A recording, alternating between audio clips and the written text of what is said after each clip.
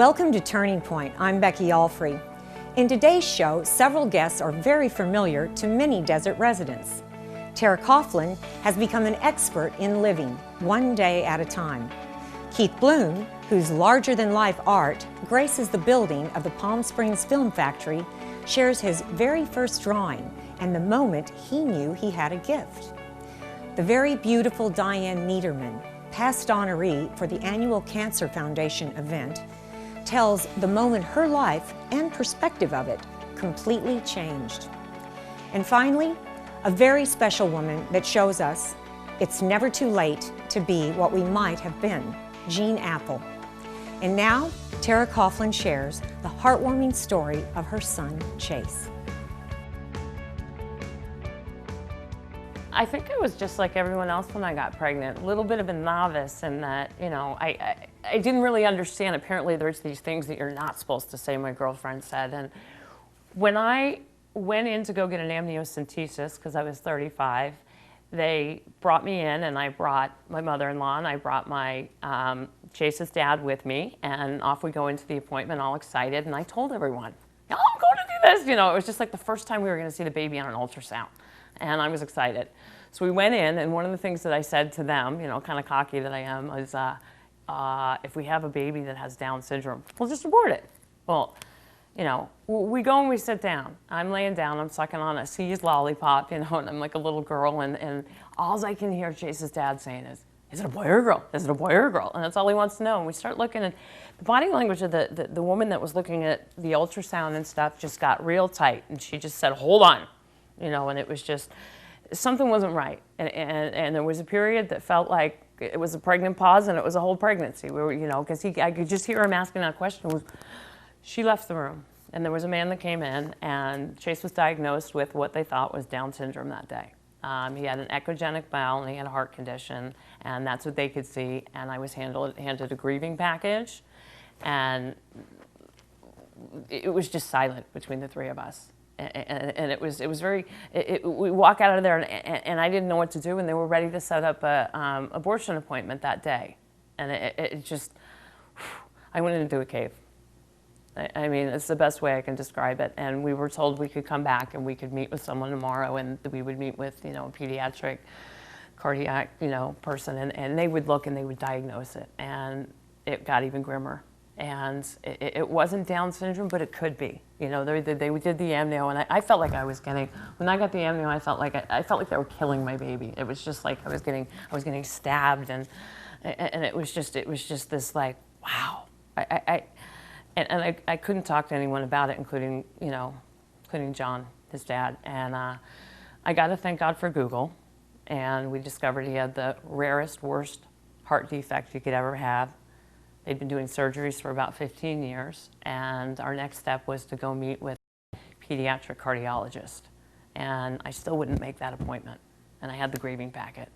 And I didn't talk to anyone.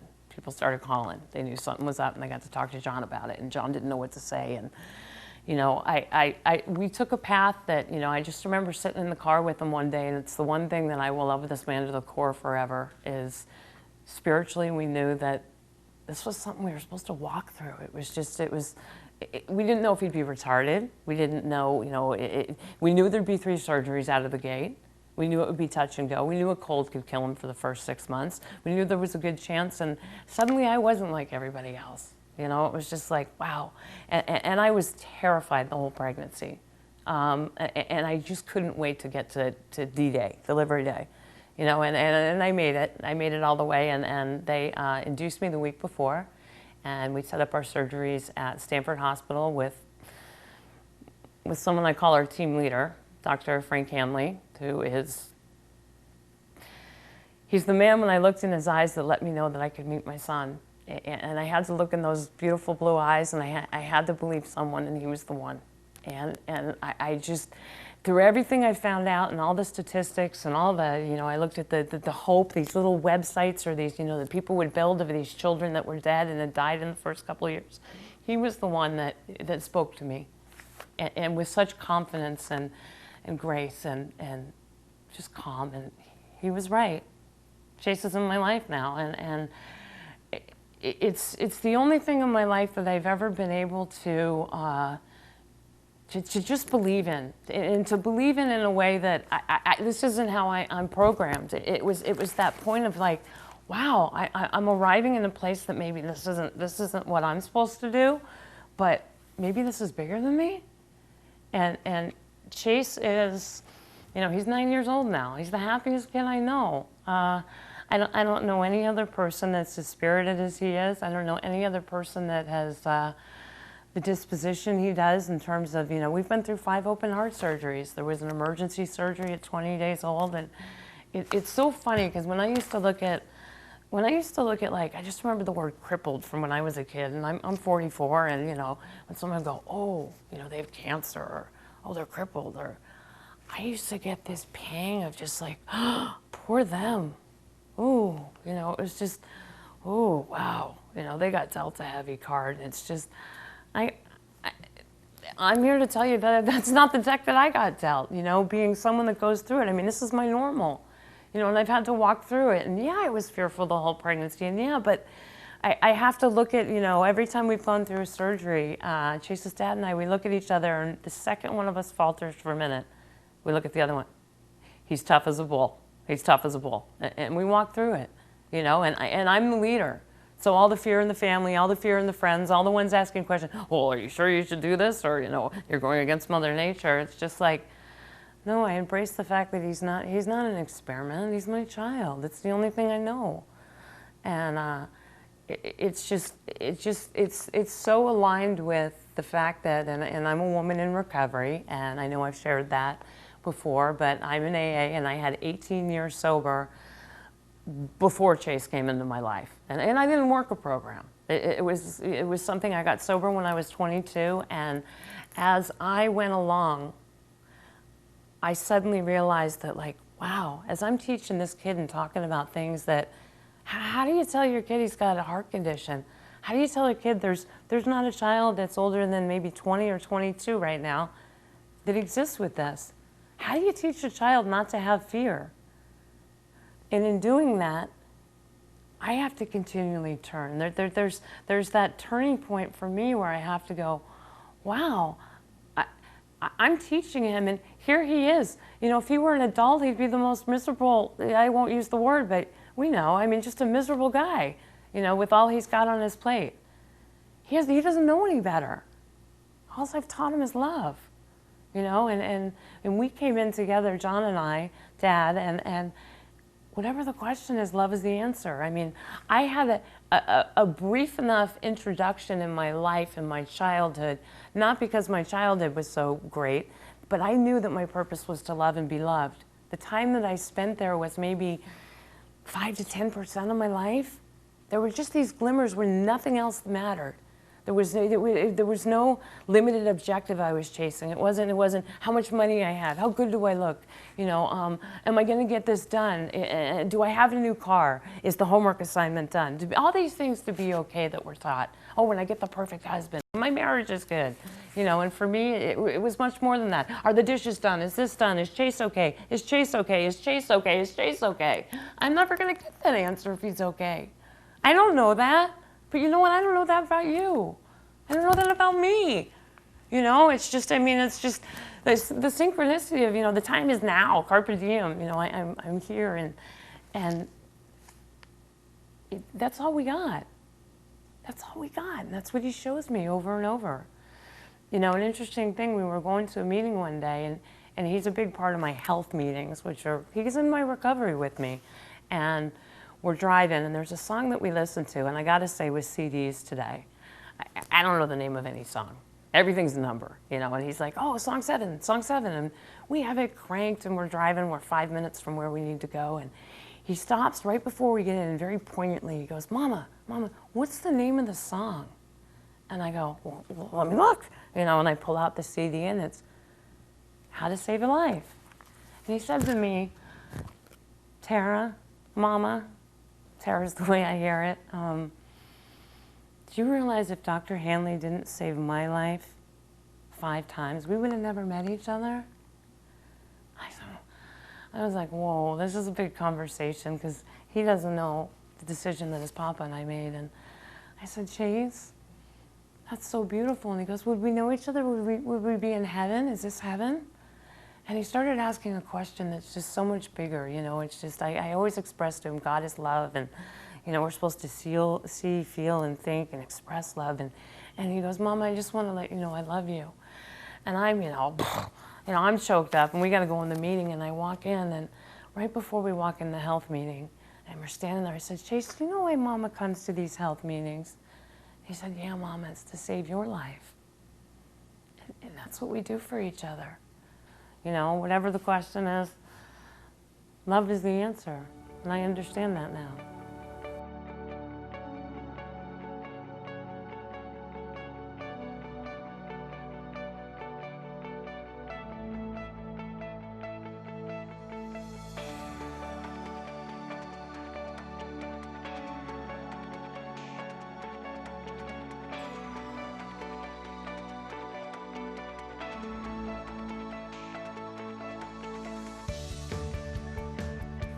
Next, local artist Keith Bloom recalls the moment that in time would turn into a career he never dreamed of.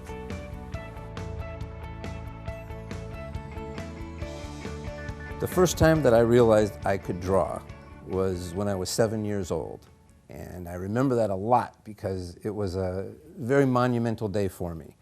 Prior to that, I grew up in a house where there wasn't a lot of positive reinforcement. There was a lot of sarcasm, there was a lot of negativity.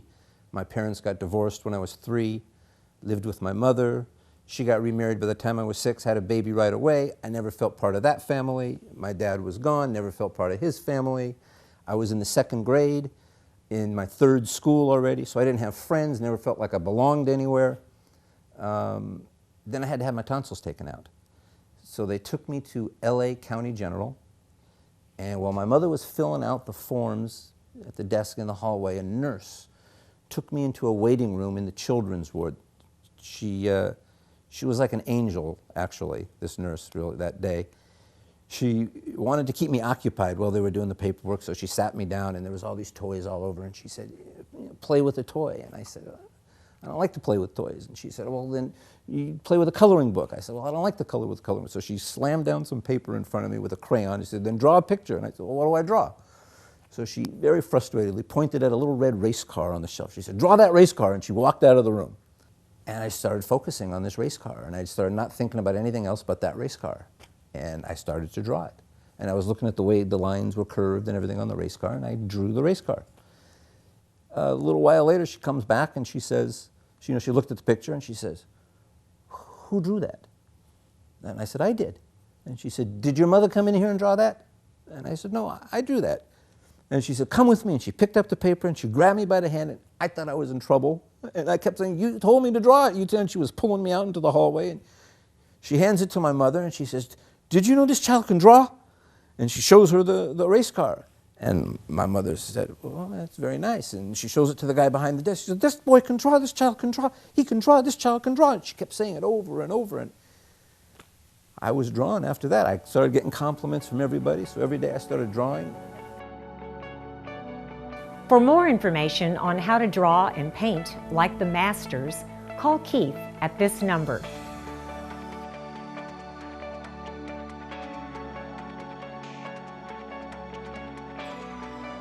Well-known local actor and magician Dean Apple introduced me to his mother, Jean Apple.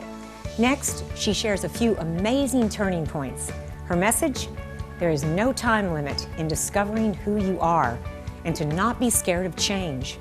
She is indeed fearless.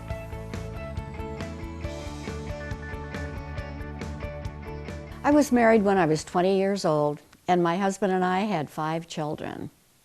We had what I think is a typical American life, family life. We had Boy Scouts, Girl Scouts, Cub Scouts, PTA meetings, picnics, camping trips, all of that. After 26 years, we were divorced, my husband and I found myself living in an apartment with our teenage son. One evening, a friend called me and asked me to go to a meeting with her. It was a Mensa meeting, and I'd heard of Mensa, but I didn't know what it meant. So we went to the Mensa meeting, and it was about IQ. We each took an IQ test, and when I got the results, I thought, I've got a high IQ. I could do things I never thought I could. Maybe that's why I've always felt out of step or different from people around me, but wait a minute, I can learn. I could learn anything I wanted to learn. Wow, that's really thought-provoking. But I went on with my normal life. 3 years later, I was married again. My younger son was living with his father in Arizona, and I decided to take a class which was being held right around the corner. It was a division of Indiana University at Indianapolis. The class was psychology, and it was so fascinating. I loved every minute of it. So soon after that class, I went out to the campus of Indiana University in Indianapolis and talked to a counselor. I found out I could take whatever classes I wanted to, and I could get an associate degree. So I started taking classes. That was so much fun. Well, why don't I just go on and get a bachelor's degree? So I did. I kept on taking classes. And in the last semester, just before I would get my degree, I took a law class. I sat in the front row. I asked lots of questions. It was so fascinating. And one day as I was leaving, the professor walked out with me, and as we were going through the door, he said, "You are going to apply to law school, aren't you?" I said, "What? Apply to law school? At my age, are you kidding? I'm in my 50s. They wouldn't take me." And he said, "Think about it." So I did. For 2 weeks, it was sort of under the surface. 2 weeks later, I mentioned to my husband that the professor had asked me about law school, and he just looked at me and he said, "Well, would you like to go?" And I said, "Well, sure, but they won't take me." He said, "Well, try." So I did. I took the LSAT, the law school acceptance test, or whatever it stands for, I forget now. But anyway, I took the test and I passed it. They accepted me and I started into law school. Of course, I was in with everybody else who had been in school almost their entire lives. So it was a struggle, and I worked hard. I worked really hard. In fact, I got a tutor so I could get through. And in the very last semester of law school, everything came tumbling down. My father died, and as the oldest daughter, I was expected to take care of all the details, the paperwork, and everything. My mother was diagnosed with Alzheimer's. My marriage fell apart. I got together with my 3 sisters, and we decided our mother was going to stay at home as long as we could make it possible. So we started taking turns, staying with her day and night. That summer, after law school, I spent time with my mother when it was my turn. I crammed for the bar exam, which was that summer. I left my husband, went into an apartment. I took the bar exam, and in August, I was living in an apartment when I got the letter, and it said, "I passed the bar." I couldn't believe it. Well, I have to jump ahead now about 3 years, because my marriage ended. I eventually moved to a little town called Zionsville, Indiana, which is just northwest of Indianapolis. It's a darling little town. It has brick streets with shops on both sides, old and new houses, mostly old. It was started in 1852, and I bought a house that was built in 1865. It has the original poplar floors, it has handmade doors and windows, and I love the house, even with the spirits that are in it. I also made a place for myself in town because I joined every organization that interested me, and I took a leading role in all of them. And then a friend and I decided that because around Zionsville on the outside were housing additions, but the village, the old town itself, with the brick street, the old houses, and all of its glory, didn't have an organization. And we felt that the residents there needed to have a voice, like the homeowners associations did. So we formed, after many public meetings to test the feelings, we formed a Village Residents Association, and now it's very successful. Been going for about 10, 12 years, and we have a voice with the town council, with the county commissioners, with the state, if needed. That was the first organization I helped to organize. Then another friend approached me, and she said, "I want you to come out and look at this farm with me." So we went out to this farm. It was a property that the town of Zionsville was getting ready to buy. It was an old farmstead, and it had been set up in 1852 when the town started. So the town was going to buy up all this acreage and make it into a big park. And she said to me, let's look at this house. I want you to see it. So we went into the farmhouse. We looked outside. There were 2 big barns, 3 other little structures, chicken house and so forth, and a silo. So she said, we've got to save this. We can't let this get torn down. The town wants to tear it down and make it into a park. Well, we did. We went and talked to the town council, and it took several trips. But we finally talked them into leaving the 7 acres that contained Maple Lawn Farmhouse, 2 barns, 3 not outhouses, although there was an outhouse, but 2 other buildings and a silo. And so we, for $1 a year, we leased that. And that has been just a few years ago, but now that is what's the name of it? Maple Lawn Farmhouse, which is a museum of the Depression era family farm. So everything about it is taken back to the Depression. There are special activities there, including outdoor movies, all sorts of things. And recently, we got it named as a historic place in the National Register of Historic Places. That's Zionsville for me. I love living there. But about 2 weeks ago, I just wanted to mention that I was visiting my daughter in Boulder City, Nevada, and she said, Mom, I saw a psychic lately and it was so interesting. I want you to go. I said, are you kidding? A psychic? I've never done that, Chris. And Chris said, I think you would enjoy it. So I went, and she told me some things that were surprising, and she told me that my son Dean, who lives here in town, was going to make a lot of money. I couldn't wait to tell Dean he's going to be a great success and make a lot of money. But she also said to me, you know what? You're not finished. So I went away from that meeting, and 2 weeks ago, no, it was a little longer than, about 3 weeks ago, I had a birthday.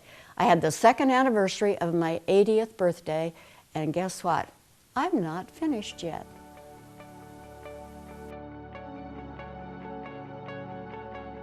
Diane Neiderman recalls sinking into depression. Several days had passed since her operation to remove cancer. Coming up, she recalls the wisdom of her doctor and how her depression was replaced with gratitude.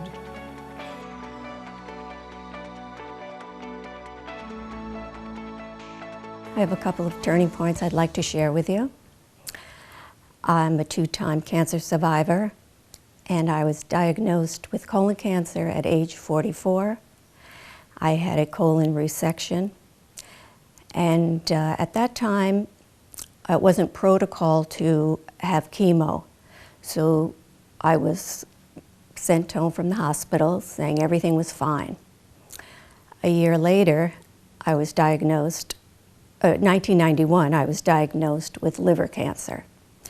The reason being there was a part of a microscopic cell that had metastasized itself to the liver. So I had to have a liver resection. That was a little scarier than the colon because they weren't quite sure where it was, and when they went in, they said they may have to just close me up and take it from there. But fortunately, everything turned out well. They did the resection, and it's now been 22 years, and I'm cancer-free.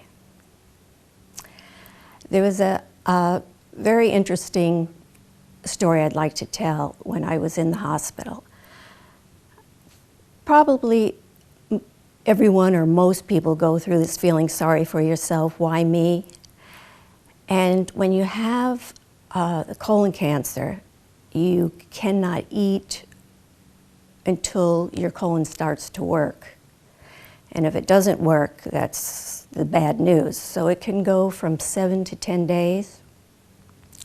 I think I was on my 7th or 8th day and it hadn't come back. I became very depressed. Didn't want to know from anything, just laid there in bed. And of course, you're hooked up to the IV, and I didn't want visitors. So the doctor and the nurses said, "You're coming with us." They took me to the top floor where there are all children with cancer. some with tubes and needles coming out of their head. I mean, it was such a shock to me that I'll tell you, I just started to cry and shake. They sat me down and I played with some of them, spoke to some of them. And after that, I'll tell you, when I left, I did not feel sorry for myself. Because I had hope, they didn't have any. And it was just a matter of time and keeping them happy. And so I was very thankful for the doctors for doing that, because it just put me in a different perspective about myself, how I should feel, and you know, get up and do something about it. And so I did, and with the support of my family and friends and just a whole different outlook on life, I became a different person. Meditation, eating healthier, and just having a little more compassion for people who are going through it, or of loved ones who lost people that have gone through it. And I feel I've come a long way.